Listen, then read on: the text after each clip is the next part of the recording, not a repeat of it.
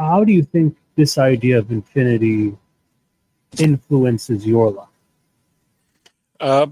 It played actually a critical role during my pursuit of my patent. There was something called the Lang patent, where these guys essentially wrote a math treatise and patented every kind of parimutuel system that they could imagine, and then also put a loop around every kind of parimutuel system that in theory could be imaginable, but they explicitly restricted it to that first order of infinity we were talking about, just that sort of first race of numbers, if you will, because the nature of the structure of the higher order infinities are such that if they were to have attempted to have looped those as well without restriction, as they did, then they technically would have been describing every conceivable concept, and that wouldn't have been patentable.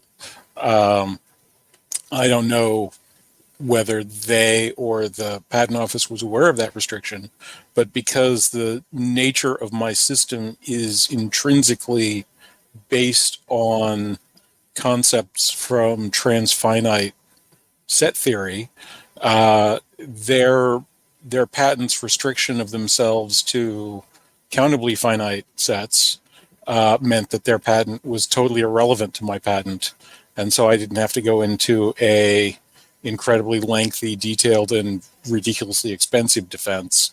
I could simply point to the fact that they had explicitly excluded my patent of interest. And yeah, I mean, it shows up in my business and research interests as well.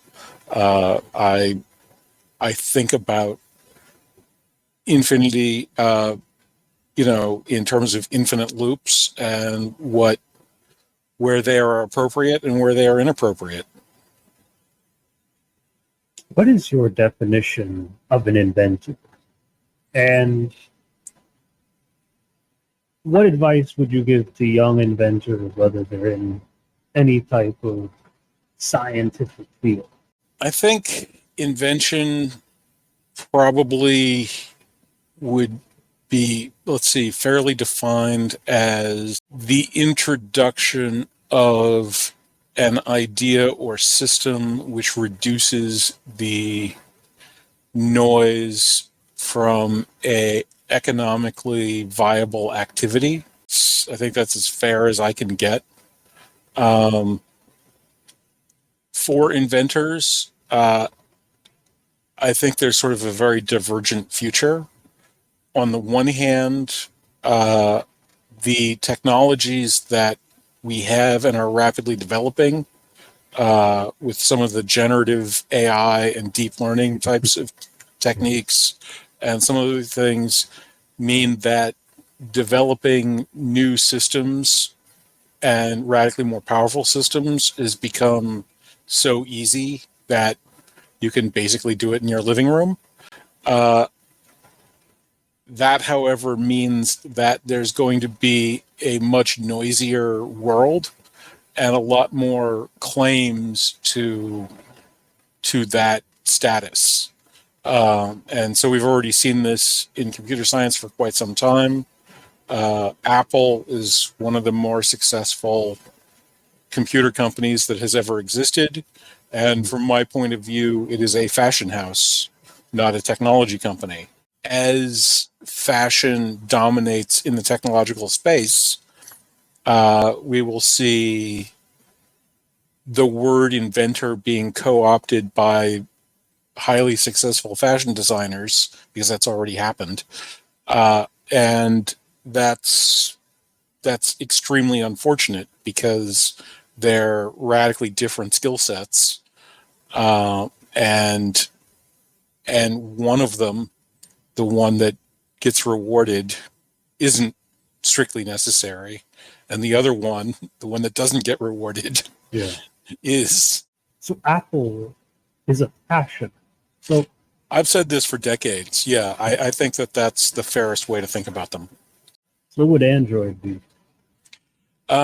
Android Google's a bit of an enigma to me. They basically had one decentish basic idea that isn't stable. Hmm. So Google's initial notion was something called PageRank, which does not refer to web page; it refers to Larry Page, one of the Google founders.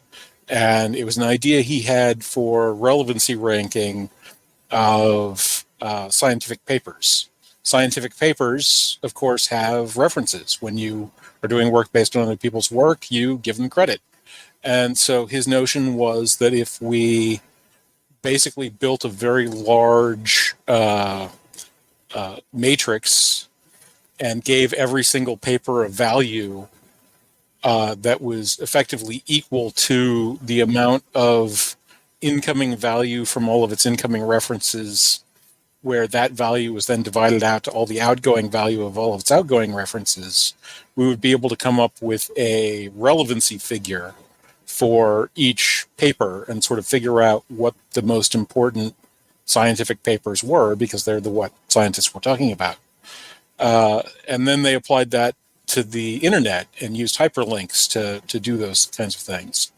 The difficulty is that in order for that to keep working, there has to be an external desire for a well-ordered set of cross-references, which in science we are seeing with things like the replication crisis and some of the more recent issues with plagiarism at Harvard and possibly more cases where that set of things isn't holding up so well. But even the culture of having a system of respectful cross reference and credit does not and has never existed on the internet. And so as it became economically valuable to have a large Google PageRank, a sort of evolutionary war erupted to hack the algorithm and then change it in ways that couldn't be published, and therefore behaved in ways that couldn't be defended, in order to stop the people who were hacking the algorithm. And you come up with our present condition where we don't have super intelligent search anymore. We sort of have fluff, and you do the best you can. So this is when things get interesting now. So the first thing I thought about when you said that was something called search engine optimization. Do you think that kind of falls into that category sometimes? Yeah. Search engine optimization could be renamed sort of search engine algorithm defeating or hacking. Okay. Perfectly fairly. And so the degree to which search engines are offering their user base value, SEO as it's called, shouldn't function. So the degree to which it does function, and certainly billions of dollars are collected by people who are under the impression that it works, the search engines are less valuable to the tune of multiples of those billions of dollars. Now, you see, do you think now with things like, because I'm thinking of other things now, like Bing AI, you now kind of have AI search engines now. Do you think that would kind of make the algorithm more exploitative or less exploitative? Do you think this is a good thing for companies, a bad thing for companies, a good thing for consumers, a bad thing for consumers? What do you think is your opinion on that overall? So the AI summarizer right now, as far as anybody can tell, is based on whatever the original training section was. I suppose in theory, these generative AIs could become so quickly tunable that you'd be able to take the set of web pages that came out of a search and tune up a generative AI on them and then communicate with that. This would, of course, wildly violate our current conceptions of copyright at the corporate level. That kind of a system, coupled with sufficiently powerful spam avoidance, could give us the old world, but there's no incentives built into that system to cause that combination of factors to exist, and the technology to do computation at that scale also doesn't presently exist. So right now, what it looks like to me is a sort of infinitely black box into which they can hawk their various algorithm tuning to try to stay ahead of or on par with the SEO people. So I don't really see it as, in general, outperforming Wikipedia, which again is declining in its performance level as it becomes important. I can't remember, there's an economics concept, I can't remember who it's named after, but the idea is basically once you start using any particular measurement as a goal, then it loses its value as a measurement, because the system now is comporting itself around the attempt to get that goal state to where it's supposed to be. So, for example, the move from the late 80s, early 90s to today to move executive compensation largely into stock options in order to get executives to target stock values has largely led stock values to become economically meaningless. And so we see stock values outside of particularly egregious events like The Big Short going consistently up, whereas the economy has its ups and its downs. Excellent. Let's kind of start diving into your business. Do you think your business is almost in a way, as you suggested before, do you think it's sort of a means of measurement? Do you think it's a black box? What would you classify your business as? I think we could use this now as a time for me to kind of learn better, because I took a few notes on your business, and there's a lot of technical terminology that tends to veer more into economics. I tend to probably. Yeah, I am targeting sort of financial professionals there because that's the people that I need to target to sell to. But at the end of the day, functioning markets are about information and communication, and they are measuring supply and demand in price. So a price causes basically two things. For people that are selling, higher prices mean more potential profits, and durable higher prices give them a picture of a world where investments for increased efficiency or capacity will pay off. And lower prices mean the opposite of those things. Whereas for consumers, it's more or less precisely reversed. High prices mean that finding alternatives is valuable, and durable high prices means investing in efficiency and avoidance is very valuable.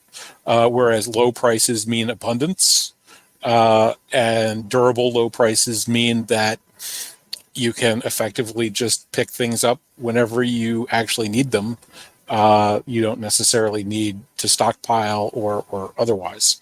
And so that co-information is what's necessary. Effectively, there's a price that's high enough to encourage enough production that is also low enough to encourage enough consumption, so that the people that want to make things have people to sell them to, and the people that want to buy things have those things available to be bought. When prices mismatch, then we see some fairly horrific economic dislocations. People have money, they go to the store, but there's nothing in the store, so the money isn't worth anything. Or people, make stuff but nobody actually wants to buy this stuff, and so instead of being able to sell, they just have to warehouse, tons of cheese or grain or something. It can be the case that the government can step in to ameliorate one or the other of those problems, but more frequently, if you're consistently getting prices wrong, then you're consistently mismanaging your businesses and your economy. And that is increasingly what we're seeing happen. All right. That's quite interesting. Do you think maybe, again, this is just one of the typical issues that happen due to capitalism as a whole here, and sort of going in a bit deeper, do you think there might be a correlation, like you mentioned bad things happening when this occurs? And when I think about bad things, at least when it comes to these financial problems, I think of maybe incidents in Argentina and maybe in America, even with the Great Depression, where there's like the dollar value going down. Do you think the dollar value could potentially go down if these relationships aren't kept in balance by things like, your creation here? The dollar value has been declining since before I was born. We've had inflation issues. Our Fed is actually set up with a mandate to keep inflation contained, also to maintain employment levels. But there has been basically no year since its inception in which there has not been some inflation. And at this point, they don't even claim that they're attempting to target a zero inflation environment. They claim they're attempting to target a 2% inflation environment. And if you plug in the rule of 72, that means that over the course of an American lifespan, which is a little over 72 years, the value of the dollar should be expected to just over quarter in value. So a dollar the day that you die should be worth a little bit less than a quarter the day you were born. And that's if they hit their targets, which they haven't been doing quite consistently for decades. Interesting. So, do you think it's impossible at this stage to even hit zero? Is that what you're implying here? It's not being done. Whether or not it's possible is not really in my expertise. The non-expansion of credit is so divorced from the nature of how economies and the financial system function that it would be pretty mind-bending to imagine. However, there are crackpot groups, the gold bugs, some of the hardcore Bitcoin people, who really do believe that they can implement a constant value or deflationary currency and eliminate these things.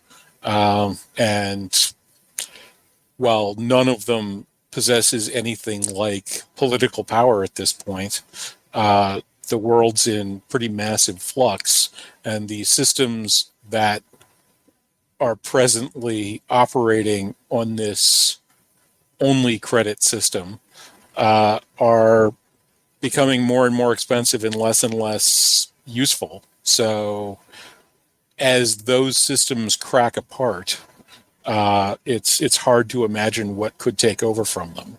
I would like mine or something like, or at least with the capacities of my system, to be the answer, because it's the only thing I'm aware of that can actually meet the needs of having a complex regional economy. But in the event that our current complex economy goes away, there are functioning tribal units that operate in a largely pre-monetary environment, but which nonetheless have what we might think of as stable values. So, do you think cryptocurrency is good for the economy? And the reason I was smiling again was because there have been a lot of frauds, a lot of controversies with all types of Bitcoin. I remember the older one, I think it's a meme now. I love BitConnect, and it was just this massive scam. And a lot of times when I think of cryptocurrency now, I just think, all right, you either blow tons of money on buying these little mini computers in order to do Bitcoin mining, or you kind of rely on this arbitrary system. And again, I see a lot of people doing it now. It looks cool because you have the wallets, and the wallets sort of are digital, so you kind of put the money on the digital wallet itself. It offers a lot more security, and well, that's a good question. A lot more privacy. I should be careful with the words there. But what do you think about privacy? So I don't really think that Bitcoin offers significant privacy for a general use currency, because it works by maintaining records.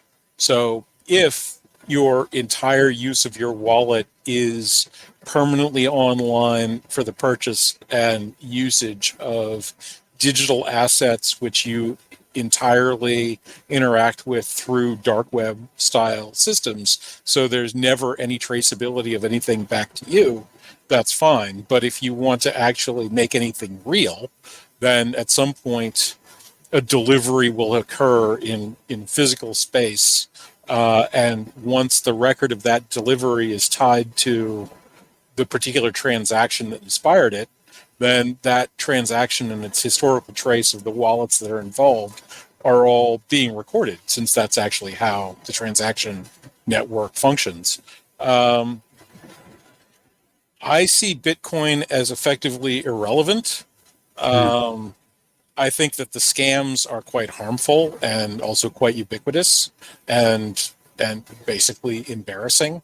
But I don't think that the problem with our existing financial system is that the money supply is in the charge of governments, or more accurately, the large banking institutions.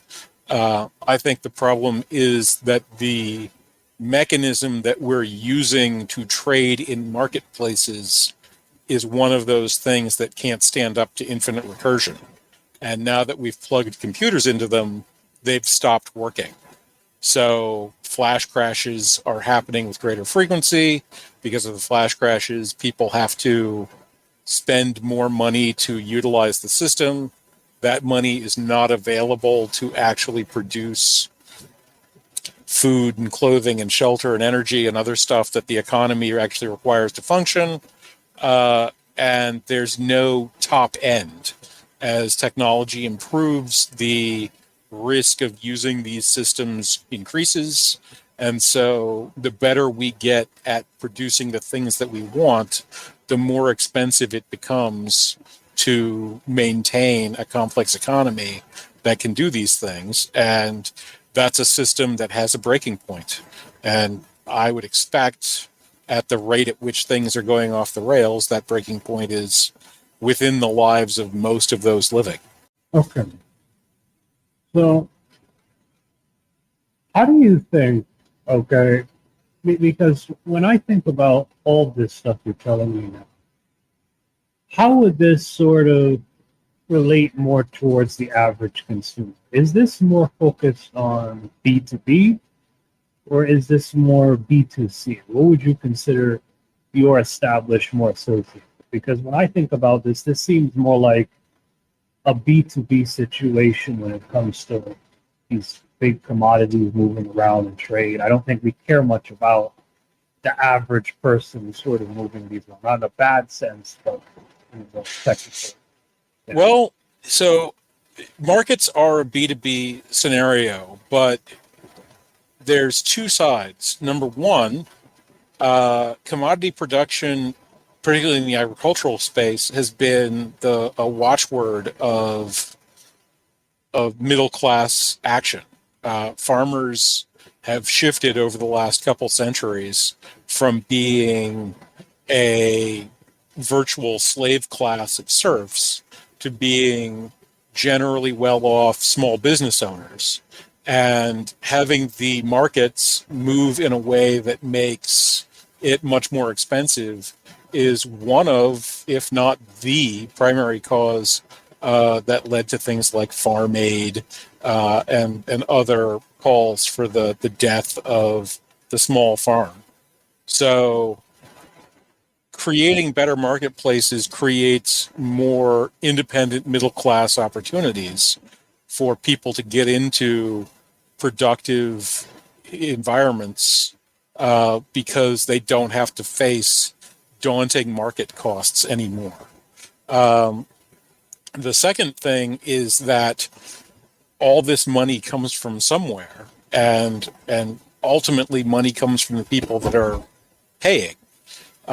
So the shenanigans in the financial market show up when you buy aluminum foil, and when you buy a car, and when you buy things that were shipped to the factory packed in boxes that were made out of commodity product.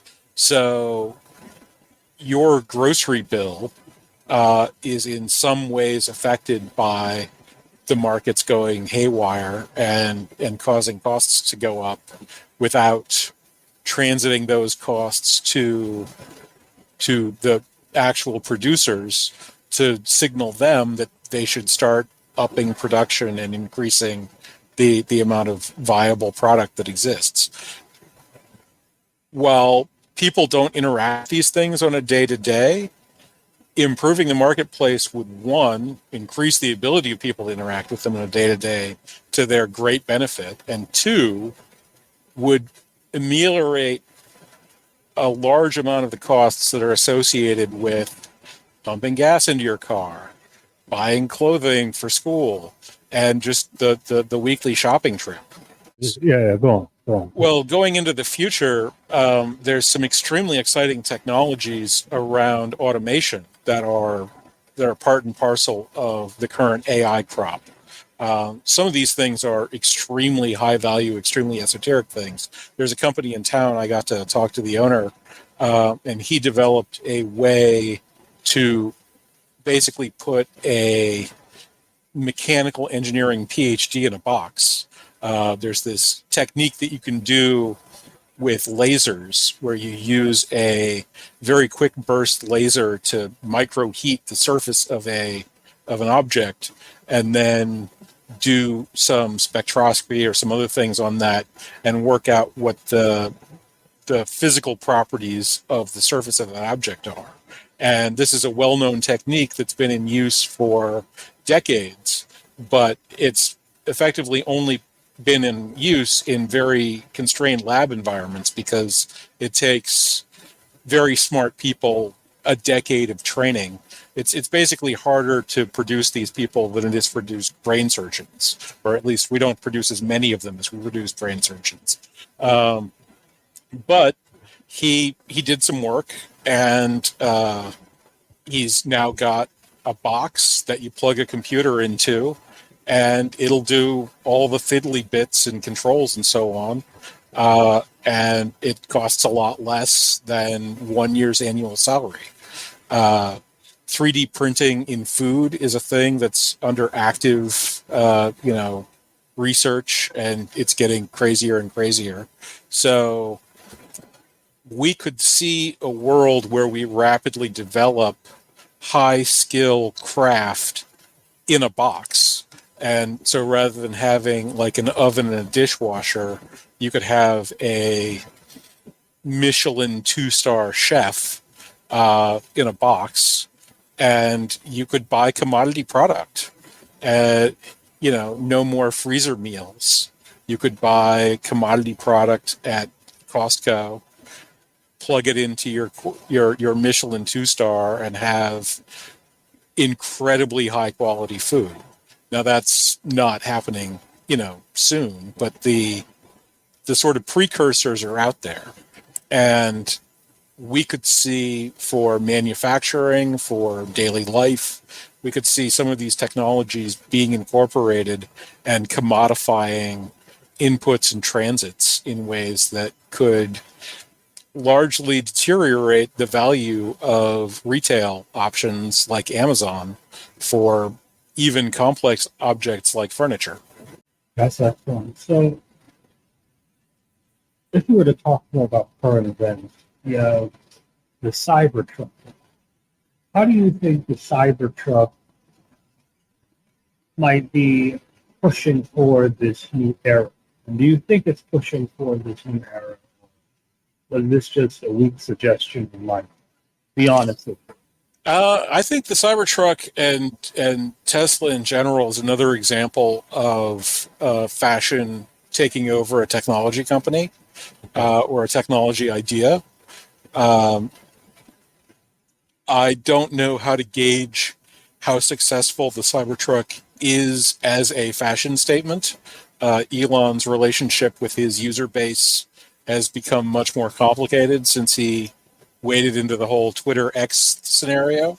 But the Cybertruck, to me, looks relatively suspicious just because of sort of Ralph Nader's unsafe at any speed. It looks more or less like an axe head to me. And so I'm really curious what pedestrian safety from Cybertrucks actually looks like. Because it certainly looks like it has to be pretty bad. In general, I'm not that up on the electrification of vehicles. I think that electrification of transportation isn't necessarily a bad idea, but my back of the envelope computation suggests that electrical energy would have to get something like 8 times less expensive to make it a reasonable goal. And there aren't any existing initiatives to radically drop the cost of electricity. And so I don't see that as a practical thing for people to work on. But yeah, externalizing your power source from your transport would save you weight. Unfortunately, using an even heavier battery to replace that externalized power source more than eliminates that gain. But for things like electrified trains, as they use in France, there's a huge benefit to externalizing the engine from the transport vehicle. Interesting. So, from what I understand, you put this on your about page, but you were a part of kind of a nuclear program, and you also had some experience with nuclear engineering. This might sound a bit bizarre, but how would you feel about, maybe incorporating more nuclear energy into maybe consumer products, like a nuclear powered car? How does that sound to you? Absolutely ridiculous? Or? So nuclear-powered cars are absolutely ridiculous, notwithstanding there was actually a concept vehicle. No actual nuclear material was ever located inside of it. Okay. Ford, you can find it online. It's absolutely ridiculous. It dates back to the very like Uji cool car days, and it's pretty much a Batmobile on steroids.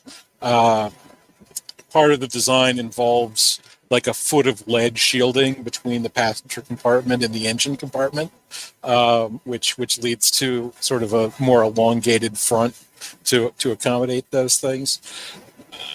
I think greater exploitation of nuclear energy would be a fantastic and is really the only viable way to move towards increased economic prosperity of the human species in general. I know lots of humans are individually interested in increased economic prosperity, but many of them are perfectly happy to simply take larger slices of a diminishing pie.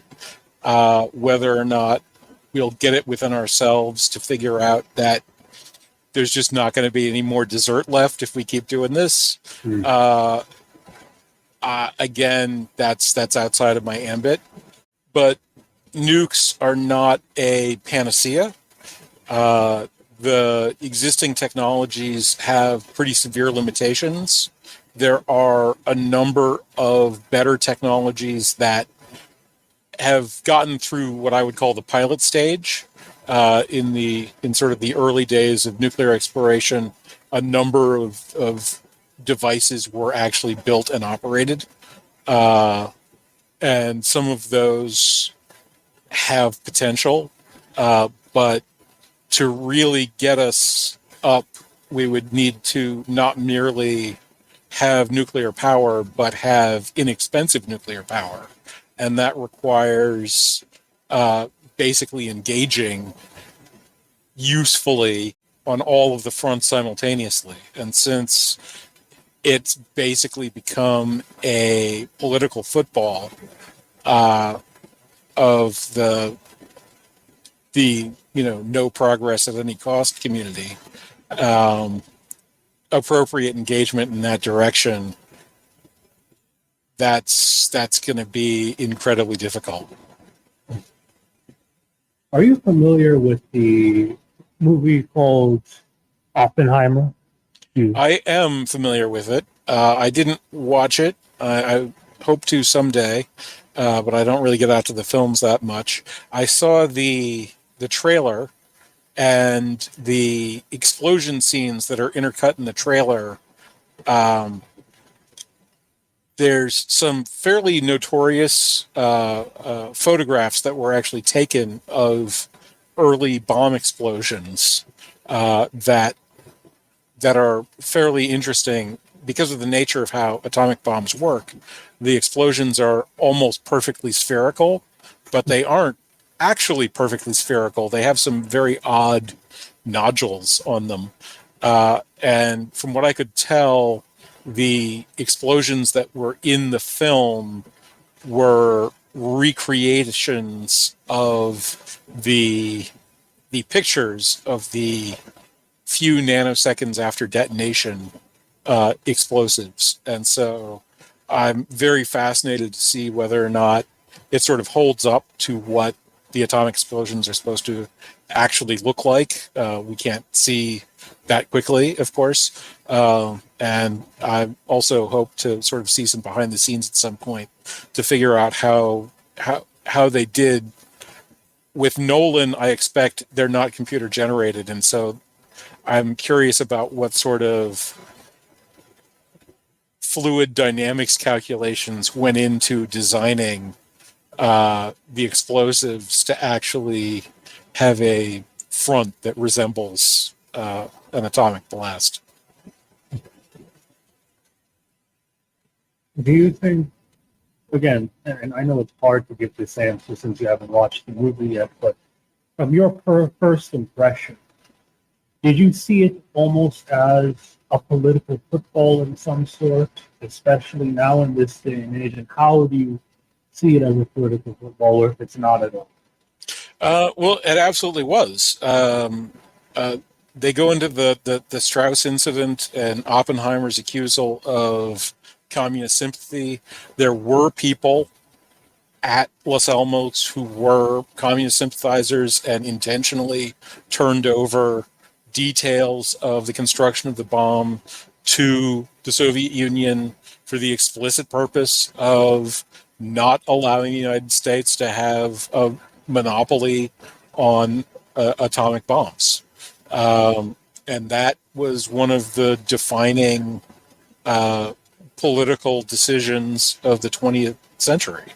There were forces within the United States that were virulently anti-communist for reasons which we, in hindsight, can see were very reasonable. The behavior of the communist dictatorships was barely better or considerably worse than the behavior of the fascist dictatorships that we fought the war against. and there's certainly a case to be made, although not a terribly strong one, for nuclear holocaust, that possessing the bomb would have allowed a military solution in less time with less death to that opposition. But of course, not everybody was opposed, and it's not generally talked about, but Hitler was Time's Man of the Year back in the early 30s. There was very broad approval of a governmental control, and even his opponents very much favored a strong executive moving things into governmental spheres. So there was considerable sympathy. In terms of its civilian use, there's things like the 3 Mile Island incident and the China Syndrome film. The Chernobyl has recently come out as a miniseries, and of course, as an incident, that was quite a shock. So it's not a risk-free technology, and it requires a level of competence and trust that our existing political relationships do not appear to be able to produce. And you'd have to produce that first before it would be viable to solve the technical problems. There's a proposal from over a century ago to put a dam across Gibraltar and effectively drain the Mediterranean. And then you could build train lines across the Med into Africa. And this was all done during the colonial period. So the proposal was that, number one, you could create this massive amount of hydroelectric power by essentially having the Atlantic powering your hydro generators. And then you could use that to drive rail across the now drained or largely drained Mediterranean, across the Sahara into Central Africa in order to extract the minerals that are there for use in Europe. Happily, this didn't happen. But in addition to the large-scale technical bar, the economic problem is that Europe was in a united front. Africa doesn't belong to them. And without the accomplishment of both those things, it isn't economically viable to turn off the Mediterranean in order to make African minerals more easily exploitable by Northern Europeans. And so nobody's even tried to actually solve the real and significant technical problems involved in doing that transformation. Excellent. And you kind of bounced to the Chernobyl incident. Do you think whenever we have movies talking about, situations involving maybe nuclear energy, those types of things, radiation, do you think they're meant to cause different reactions? Like, do you think the Chernobyl incident may have caused a unique reaction to sort of this new type of, technology compared to the other incidents? Because I feel like that incident may have been unique in its own, because it was almost like it wasn't really a man incited, or I don't know too much about it, but it felt like it was more of something just becoming unstable, something just happened. That's almost precisely false, actually. Really? So Chernobyl was exactly a human incited incident. That particular design of reactor has a known issue that when operated in certain ways, if it's being operated in a particular way and it gets into trouble, then the things that you would ordinarily be able to do to get it out of trouble will cause the trouble to actually get worse instead. And there's no alternative to those ordinary things that you would do to get it out of trouble. You can simply allow the trouble to happen, or you can make it worse. And this was well known as part of the design, and so effectively the operator's manual for this particular design of reactor is that you should never even get near this regime of behavior where your off switch is actually a do more switch. At Chernobyl, as a result of a party mandate, they decided to do an experiment to see how long they could operate it in the danger regime without it getting away from them. Just because, apparently. And as a result of that, it broke. So, if somebody's driving a motorcycle and they crash, maybe they're at fault, maybe they're not at fault, whatever. If somebody's popping a wheelie to see how long they can pop a wheelie for before they crash, and then they crash, well, that's not really operating the motorcycle the way it was designed to be operated.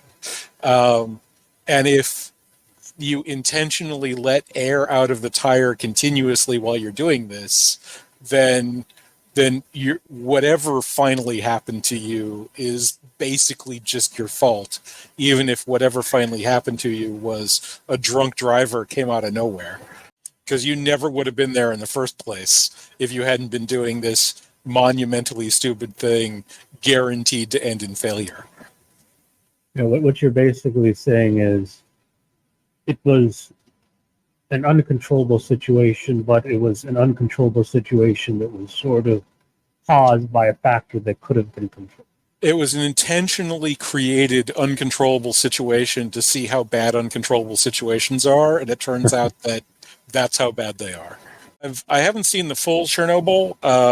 I watched the first episode and some pieces of some of the other ones. It was pretty clinically depressing, and also as part of my training, we'd actually spent a few days going over the exact incidences. So some of the things that are sort of more horrifying and shocking, I'm just kind of waiting to take boxes off of. And some of the technical information wasn't strictly correct and things like that. But the first episode is emotionally harrowing, and with fairly reasonable reason. The reason being, what I could remember, at least it was the incident with the radiation poison. Yes. It's one thing looking normal, and another thing, it's like your whole body is literally just melting on a molecular level. Yeah. There's a visceral nature of radiation damage that has caused a lot of reaction among everybody, and for fairly reasonable reasons, I would say. I mean, it is pretty horrifying. There's a film called Fat Man and Little Boy, which was sort of Oppenheimer before Oppenheimer. It's got a stacked cast. The General Groves is played by Paul Newman. But one of the bit roles is played by John Cusack, I believe. And they do the incident of the Demon Core. So there was a hunk of plutonium that they were experimenting with to figure out exactly what was and was not a critical mass. And the way that they did it is that they basically had two pieces, and they would stick a screwdriver in with their hand to hold the two pieces apart. And the first person it killed was a guy whose job was doing this, and his hand slips, and the two pieces come together, and he sees the blue flash. In the presence of a critical mass, electrons are produced that are traveling so quickly. There's this kind of radiation that occurs when the electrons are traveling faster than light travels in the medium in which they're traveling, that causes this blue glow. It's called Cherenkov radiation. And so he saw the blue glow. And basically, if you've seen the blue glow up close and personal, you're dead. And in a very dramatic scene, he sort of reaches in, pulls the things apart, orders everybody to use chalk to outline where their feet are, and to run out of the room right after they're done. And so there's sort of a, evacuation quarantine, and he's in the room with the thing. He can't leave. And so while he's waiting for them to sort of come in and figure out how to decon the situation, he does the math. And when they walk in the door, he basically says, everybody else is fine. I'm dead. And he died. And he died. It's pretty nasty. There's a level of radiation that will effectively instantly kill you. And there's a level of radiation that you will likely survive. But there's a pretty broad range between those.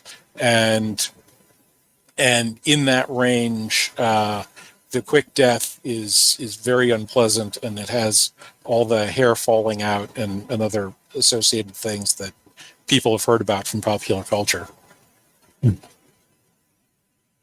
Now, I think another thing too is sort of the aftermath effects as well, because I've heard, at least in Japan, a lot of the kids there, they were sort of experiencing aftermath effects of those incidents. And even in Chernobyl, I was hearing some of the animals were getting like multiple limbs and perhaps one of the most horrific aspects of radiation is that at the bottom end of the death zone is a zone of increased cancer. So you can get a dose of radiation that seems to be fine, that you will perhaps feel relatively uncomfortable with, maybe get some other secondary effects like some clumps of hair falling out, issues with stomach lining and so on. But with care, you get through them. And there are subclinical levels as well where you get exposed, but things like that don't happen to you. And maybe you feel weak for a little while, but maybe you don't even feel that. Maybe it's fine. And then 20 years from then, there's a sudden plateau, and you basically get simultaneous multi-system cancer. And again, we don't really know like why it takes 20 years. We don't know how to fix it. We do know what that regime looks like. And there appears to be a bottom end. If you get exposed below that, nothing happens because, people are exposed to background radiation all the time. And some people have large multiples. People living in, Denver get a lot more background radiation than I do in Charlottesville. And there's varying levels based on latitude. People living near the equator generally get more than people living near the poles, just because sunshine's a non-trivial part of background radiation. But these things, have their effects, and that's mutation of children. That's a very obvious one. It's very disturbing. Cancer is still a very disturbing thing to this day, and so being able to be harmed in a way that you can't see, but then causes problems for you down the road or in other generations, quite rightly, is very disturbing for people. Now, when we kind of go in here, before we get more into you, I just want to make a bit of a jump here. So we kind of talked about electric cars, and do you think electricity is a viable way of creating sustainable energy? Because, again, not to sound biased here, but I think when people think of nuclear energy, maybe oil, it's usually considered more in the redacted territory in comparison to things like electricity, water, air, and not to be offensive. I'm just talking more about common, beliefs. But yeah, I'd say that's a fair characterization of common belief, and in fact, you're exhibiting one of the more false common beliefs. Electricity is not a source of energy. Electricity is a mechanism of transition of energy. So electrical cars in the States, for the most part, or not really the most part, the plurality part, run on coal. Coal is the single largest component of our electrical production. That is shifting, but it's mostly shifting to natural gas. What are the consequences of these large wind farms and some of these solar installations is that those forms of energy are relatively unpredictable. And while there have been some moves to create unpredictable energy usage, I've talked to people who are operating co-locations in Texas where they do heavy, expensive computation, but only when the wind is blowing. So you were talking about Bitcoin mining before. That would be an example. You run it when the electricity is cheap. You stop running it when the electricity is not cheap. That's not really changing the shape of the daily lives of people that need their lights to come on. And so what we've seen as we've increased these unpredictable forms of electricity, in concert with that, we've had to increase the level of electrical production that can be turned on and off rapidly to make up for them. And that is mostly gas turbine, so natural gas, but also gasoline can be run through those things, or other forms of fuel oils. But natural gas is usually the cheapest here in the States, so lots of them just use that. In terms of transiting energy, electricity has a lot of advantages, not least of which we've got a lot of built out capacity for moving electricity around. There are problems with that capacity. There's hardening issues. So there's things like nuclear EMP as well as Carrington events. There was actually less than a year ago, there was a solar mass ejection that was probably the size of the Carrington event, which basically burned out the telegraph wires back in the 1800s. Fortunately, it was directed almost precisely away from the Earth, so there was some interesting magnetic consequences of that. There was, I think, some enhanced aurora borealis, but it didn't have, scramble our electrical devices. But energy transited is only energy transited. For transportation, gasoline is, because of how much gasoline infrastructure we have, is still the most effective way of transacting energy. Strictly speaking, because diesel has a greater energy per gallon, diesel would probably be the best way. And in a very high energy productive environment, we could actually drive the carbon cycle and use, plastic garbage as well as, in theory, captured CO2 and turn it into diesel with cheap enough power.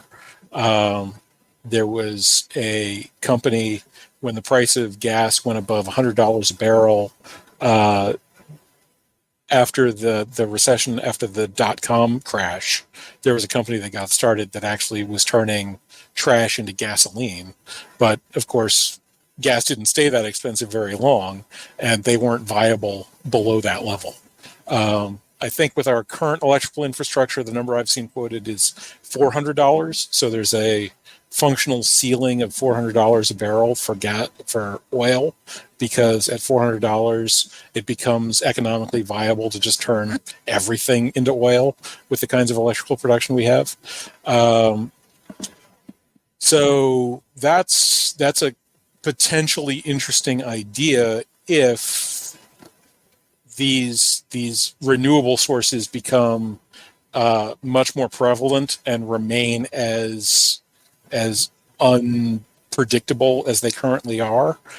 Shifting to a more easily transportable and storable mechanism, basically having windmills make gasoline instead of making electricity, could amusingly enough be a viable option.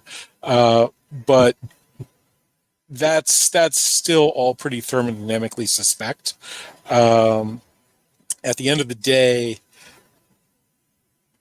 the amount of energy that we will need to produce for the number of people that we have to have the sorts of lifestyles that we generally presently aspire to is a very large multiple of the amount of energy that we presently have.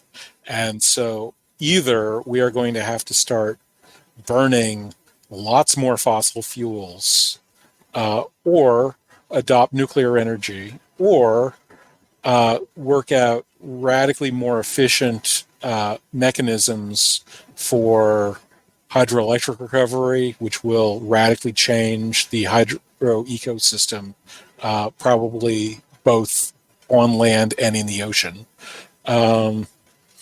Or come up with some very, very different solutions. I'm not really an expert on those things either. At the end of the day, those are decisions that are best left up to functioning marketplaces, and so having functional energy markets would provide the information to allow individuals to sort of make decisions and business decisions that I believe that we can work out. When you compare the amount of energy being released by the sun, even just incident to the planet, compared to the energy costs of all of our economies, we still have a lot of room to run. So we're nowhere near a disaster point in that sense. But we're also doing a lot of stupid things all of the time, and it's only getting dumber. And that's a disaster point I see us being near. Wow. So that all is a lot of interesting information. So what I'm thinking now is sort of, I think in general, when we talk about all these different things, to kind of go back to kind of what your business does, do you think your business here is focused along maybe things involving sustainable energy? Because you kind of mentioned before that you're not really too invested in sustainable energy. Do you think that could help the all-time goal of the business? And maybe we could get into more of the all-time goal you have. Is it just to kind of reduce costs overall? My goal is essentially to improve knowledge. Sustainable energy, if it wants to become a viable thing, will need a functioning marketplace, something that they don't presently have. And so I'm perfectly willing and eager, in fact, to partner with people in that group to create stable markets to function around that kind of system. But the thing about markets is that there's a lot of them using very similar, or in many cases, identical structures. And so I'm positioning myself to work with whoever the first people in the door are. One of my clients, who's actually, signed a licensing agreement, is trying to set up a coal index in South Africa.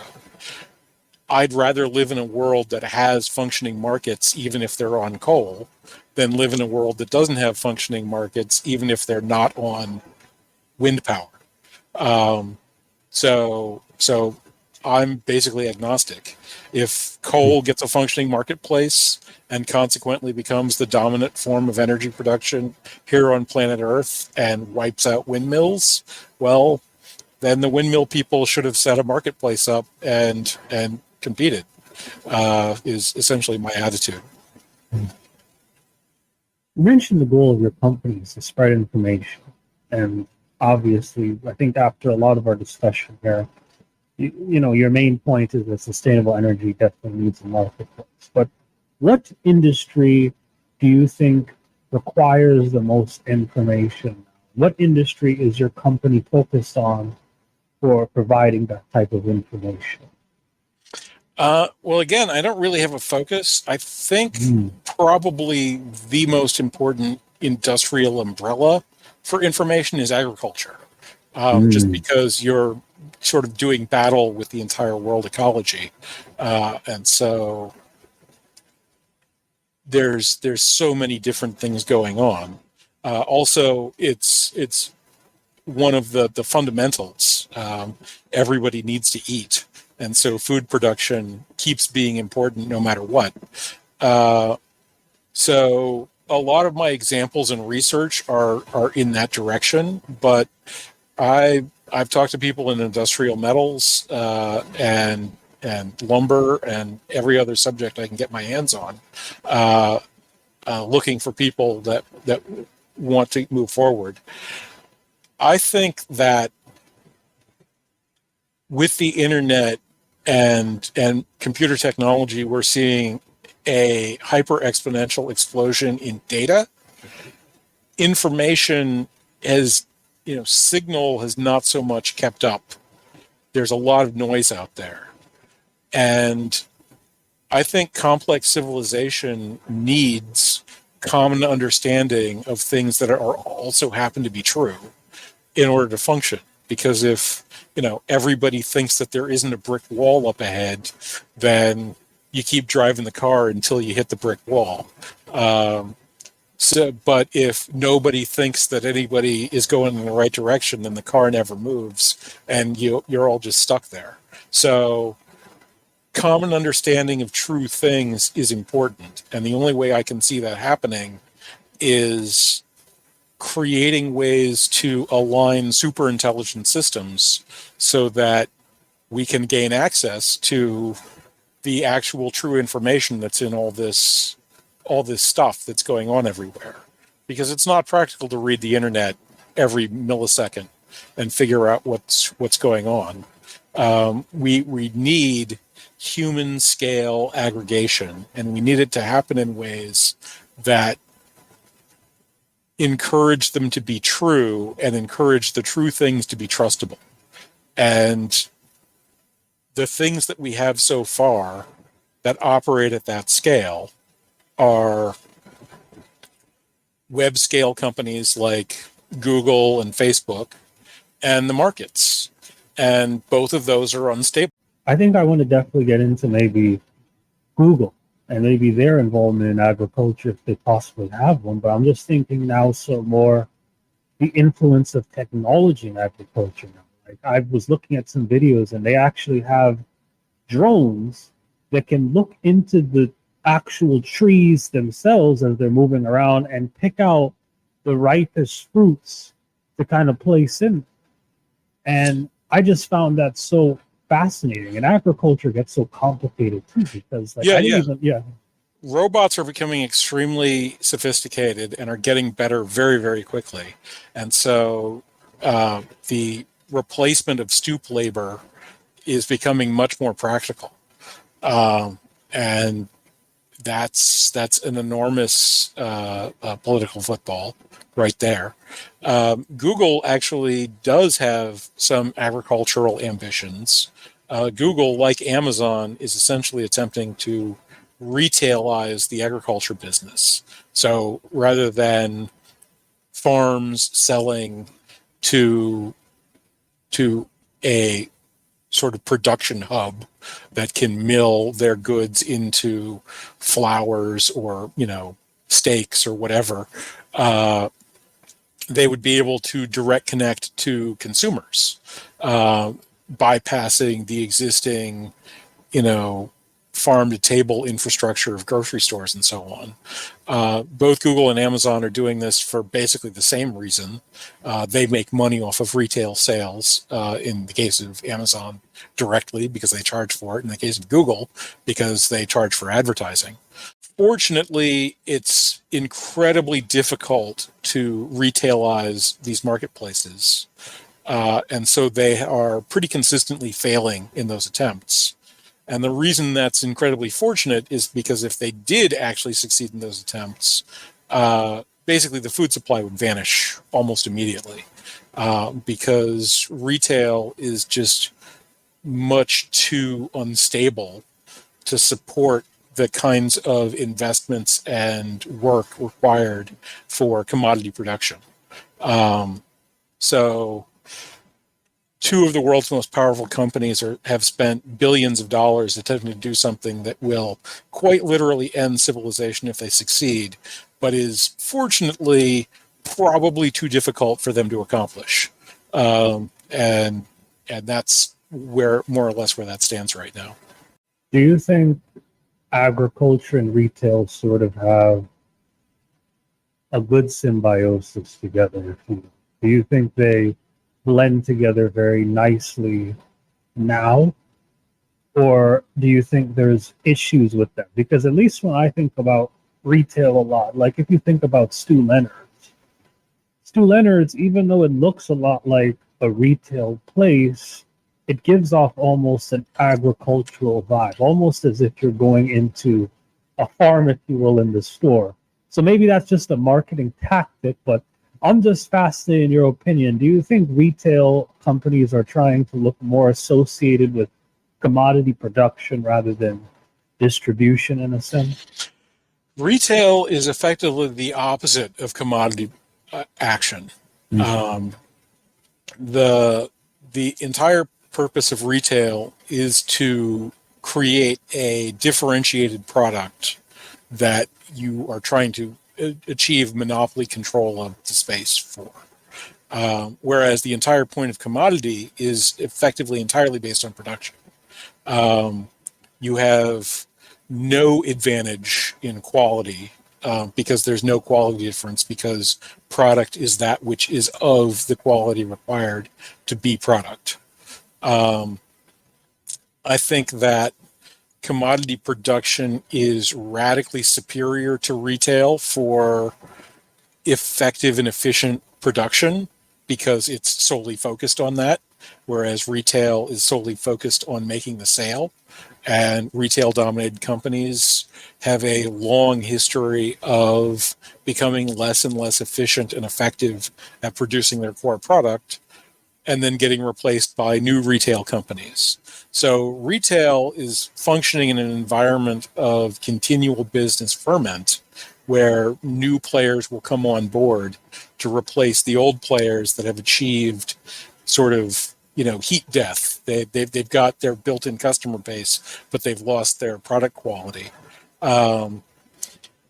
Since I see production as fundamentally more important and valuable than sales, I think sales pipelines that pretty much solely value production are superior to sales pipelines that value salespeople. I don't see any way that salespeople would be ultimately eliminated because there's always going to be a market space for fashion and luxury and other forms of relatively one-off objects, and having salespeople basically get into the mosh pit and try to eat each other in those industries doesn't strike me as a necessarily dangerous or bad thing to do with salespeople. But for the production of the fundamentally important things in life, like bolts and milk and bread and meat and clothing, I think commodity markets are always going to be the win. So for the viewers out here, how do you think people can begin using information such as the information you have to begin maybe investing in commodities, maybe researching commodities on the news? Like, what are some of do you have any favorite stocks? Do you even play in the stock markets? No, not at all. Really? Wow. Yeah. In my evaluation, the current markets are effectively broken, which means that the markets effectively offer three roles: criminal, dupe, and victim. The people who have made money are basically either criminals or dupes, and people who have lost money are basically either criminals or victims. If you have made money and you're not responsible for that, then you're a dupe. If you've made money and you are responsible for that, you're a criminal. If you've lost money and you're responsible, you might be a criminal and you might be a victim. You'd have to examine whether the thing that you're doing was an attempt to do something unethical and illegal that failed, or an attempt to imitate the behavior of dupes that failed. Okay. Well, interesting. So, as we can continue to look a bit deeper into sort of the stock market now, were you just never interested in the stock market? Did it ever not resonate with you too much? Was day trading just not really a thing? Because you seem like a technical guy, and there's definitely a lot of math involved, from what I believe, from working in the stock markets. You seem like someone who would be quite skilled at analyzing this type of stuff, if you get what I'm saying. Yeah, sure. It hasn't been terrifically interesting to me. I, have had some slight, money market accounts, things like that, where I just kind of got an index at some times in my life. But in particular, once I started digging into market structure after coming up with my discovery,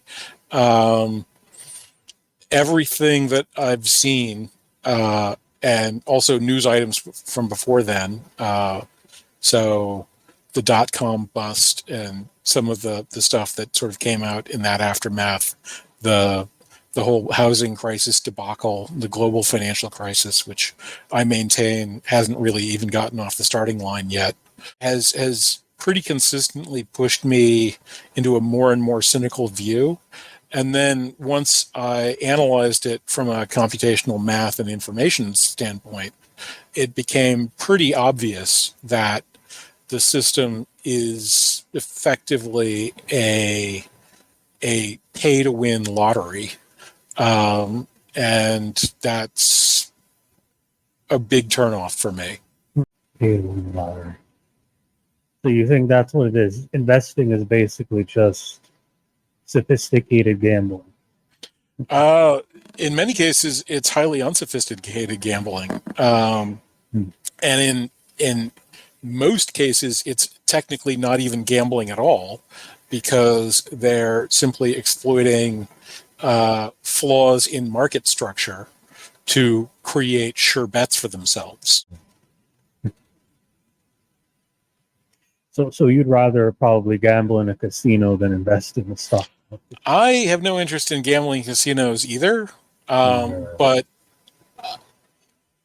I can't see any way that a knowledgeable person could intentionally invest in the marketplaces without criminal intent.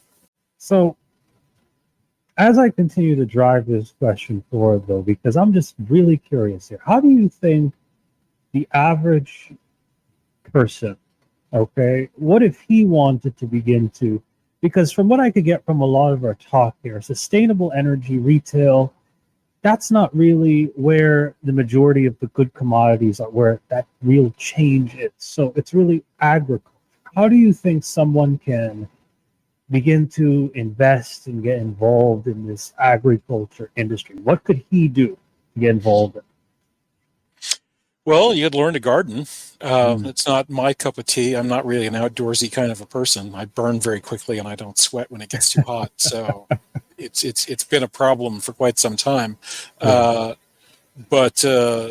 yeah, you could start eating some of your own food if you're into that kind of thing. And in the event that there is in fact a collapse in complex systems, that's on the list of things that are useful skills to have. Yeah, you raise an excellent point there, and I'm just thinking here for a second. You know what? One thing I want to ask about is definitely organic food. Organic food can sometimes be really inaccessible in this day and age. Raw milk, for example. Raw milk is extremely hard to access. A lot of times in some areas, it's completely illegal. In order to get raw milk, sometimes you have to actually buy a cow from a farmer, and then the farmer will give you shares of the cow, which is essentially in the milk. So what you have is a bunch of people sharing one cow. So why do you think organic food sometimes is so hard to access on some occasions? And is there really any type of organic food anymore? Or do you think that's a factor? Do you think most food is just processed and processed now is the leader? Well, again, that gets into the existing infrastructure. The move in business has been to attempt to isolate a non-competitive value add niche for your business.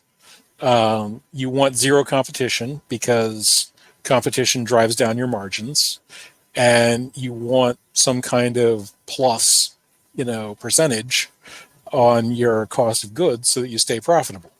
And so there's been an explosion of people wangling their way into the supply chain to pull off these things, and that has changed culturally our connection.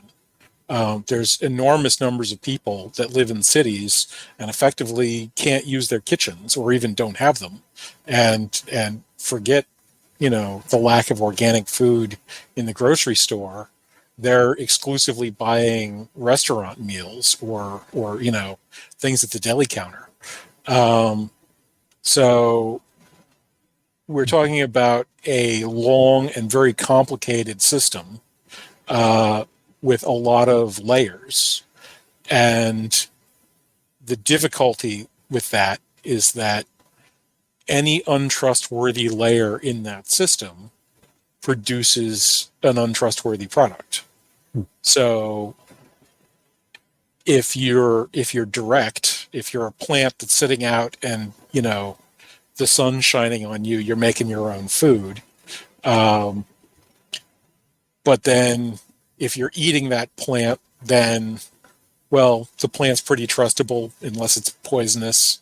The sun's pretty trustable, unless we get another Carrington event.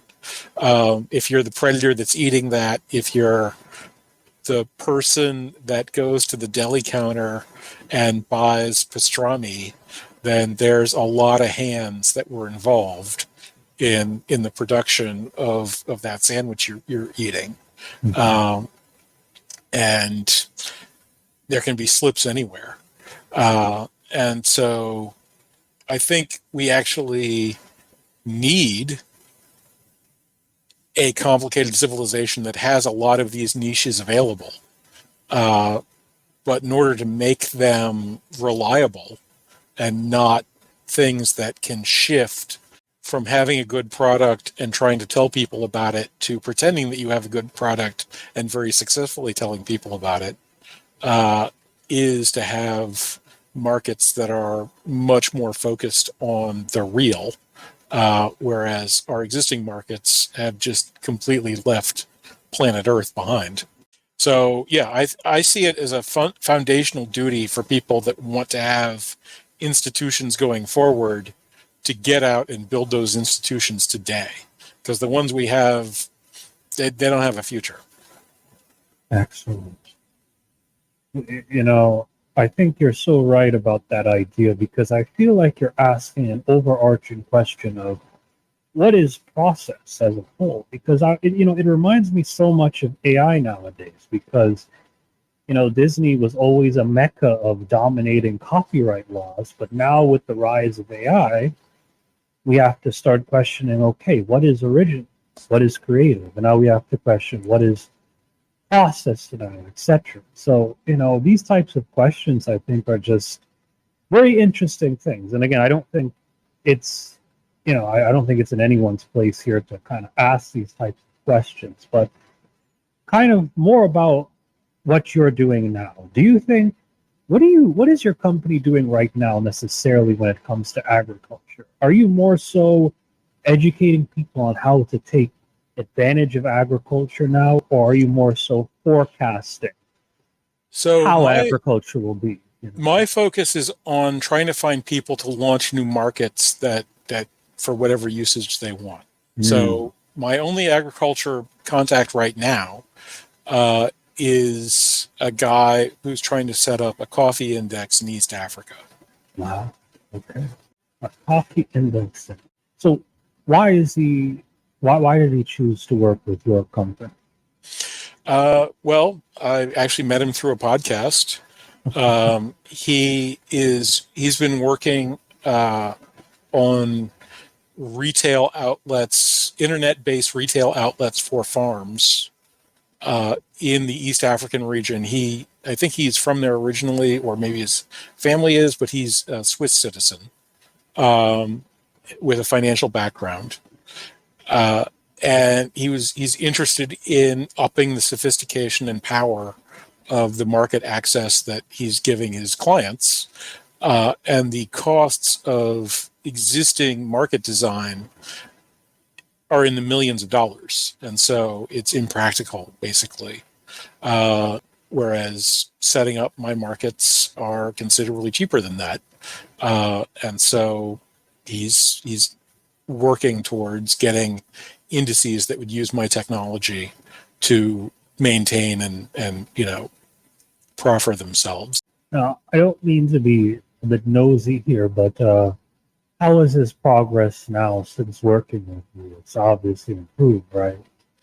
Well, setting up markets is actually fairly difficult, and having a new form of technology is also fairly difficult. So while there are 3 different people who are working towards getting markets that would have my technology incorporated in them, none of them actually has a functioning market live. There's another couple people in sort of the sales end of things that are scouring the world looking for people to make deals with. One here in the States and another one in India, who's concentrated in sort of the Middle East, Central Asian region. But first is still yet to happen for me. So, what markets is your company most proficient in? And are there certain markets you avoid, maybe because they're a bit more oversaturated? Do you look at the trends of this type of stuff? What types of markets do you focus on? So my system works when the buyer group and the seller group are different groups. And so it isn't a good fit for the existing stock equities marketplaces. Also, gold and other monetary things direct. So a Bitcoin to dollars wouldn't necessarily be the best environment for this style of marketplace. There are some kinds of currency trades that are much more like goods flow. And there are certain kinds of bonds that work much like that. So, for example, most countries don't rebuy their own debts. And so, as a point of sale for sovereign debt, a CDM would be a viable option. However, the sort of the pure fit is all physical commodities outside of probably gold. And so my primary focus is towards the agriculture, what are known as softs, things like wood, and industrial metals. So, woods and metal. Why woods in particular with agriculture? We'll get into the metal. Well, so wood isn't designated as an agricultural commodity. It's instead designated as a soft. It's thought of more as an industrial material, but it's not hard like steel is. And while wood is obviously produced agriculturally, because it's operated on much larger time spans, regrowing a forest takes decades, not a season. The nature of how those markets function is a lot closer to the nature of mine management than it is to farm management. So, we talk about mine management. What is that necessarily? Well, mine management has a number of components. There's having a saleable product. So there's a certain amount of exploration that winds up being done. But also in general, you need to secure that sales pipeline. People don't dig stuff out of the ground on spec frequently. It's just too expensive to do. And then depending on the prevalence and distribution of the ore.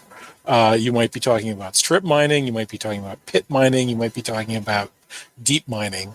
Those are radically different activities with very different technology stacks that would need to be engaged. And then the production is going to be a very specific grade of ore that, again, will need its post-processing. And so things tend to be a lot more specific and negotiable at per mine site, and then informed by the broad metals, which is more on the post smelting and production and unification side of things. So for those kinds of things, indexes that are trustable and reliable are more important, because commodity product doesn't come out of the ground. Specific to this part of the ground, product comes out of the ground, and you need a reference, standard for negotiation to occur. So what do you think is the future of your business? And do you think that future of your business might tie along maybe the future of where markets stand, where the world stands? What type of correlation do you think that future would be a part of? I think that the general adoption of this technology is one of the gating questions of the continued existence of complex civilization.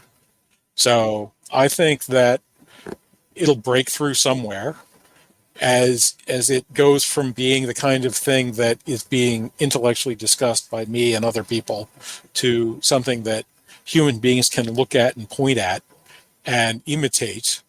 It will very rapidly expand and replace the existing financial arrangements, because it's more accurate and less expensive and more profitable than they're capable of being.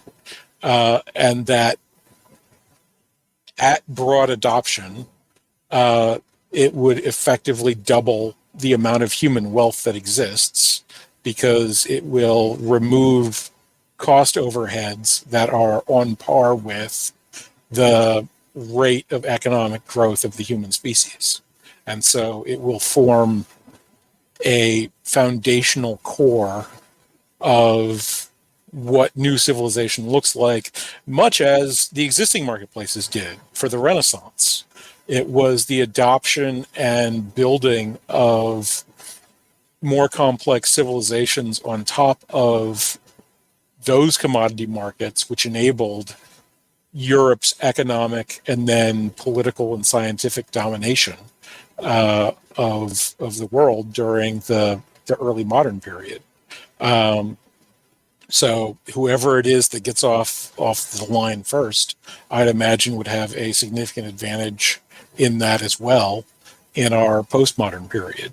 Now, Noah, this has been a really educational, I think, informative talk. Now, do you have any closing words you'd like to give to the audience? Maybe any people listening that might need a bit more insight, a bit more guidance in their life, maybe how to break into working in marketplaces as well like you. So if you could just close off with that, please.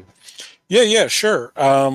Well, for people who like to hear more about my thoughts on AI, I actually co-host a podcast with a guy named Marty Wiener, who used to be CTO of Reddit. It's called The Fourth Age, the AI Revolution. And we've got 10 episodes out on all the platforms now. Also, you brought up the Core Disk website. There's a white paper available for download there. It's a little hard to get through, I'm sorry, but it's what I could manage. Reach out. And also build out. You can explore this. There's stuff up on GitHub about this as well, but creating new institutions is our general responsibility. And if you want them in the future, you're going to have to build them. So, get together with your neighbors, get together with your friends, think about how to put together ways of living that are going to survive the absence of the current ways of living. Excellent. All right. Well, thank you, Noah, for being on the show. This has definitely been a massive privilege, and I will be seeing you all next time.